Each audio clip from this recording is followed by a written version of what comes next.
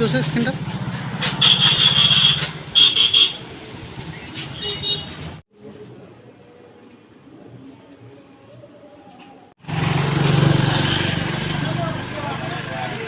আমি বাড়ি থেকে ঘন্টা দুয়েক হইব আমি কালীবাজারে আইছি। আমি নাম্বার ধরতে আইছি। নাম্বার ধরতে হওয়ার পরে আমারে সুদীপ্ত সুরজিৎ আমারে বাধা দিছে, নাকি তারা নাকি কইতাছে যে বিএমএসের নাকি বলে কাগজ করতে হইব, ছাড়পত্র দিতে হইব।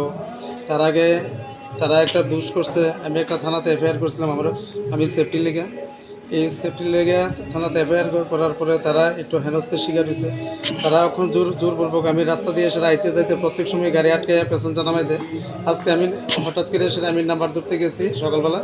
নাম্বার ধরতাম যাওয়ার পরে সুদীপ্ত সুরজিৎ আমার উপর ডাইরেক্ট অ্যাটাক করছে যে আমি নাম্বার পাইতাম না। তখন যে ধাক্কাধাক্কির মধ্যে সুরজিৎ সুদীপ্ত করছে কিতা হাতের মধ্যে একটা বাঁশ লিয়ে সেটা আমার মাথার মধ্যে বাড়ি দিতে গেছে। আমি আটকে গিয়ে সেটা আমার হাতের উপরে পড়ছে। এভাবে আমার হাতটা রক্ত বিগত হয়েছে। আমি না পারতে এখন হসপিটালে আছি, চিকিৎসাধীন অবস্থায় আছি। তাই না কোন পুলিশ?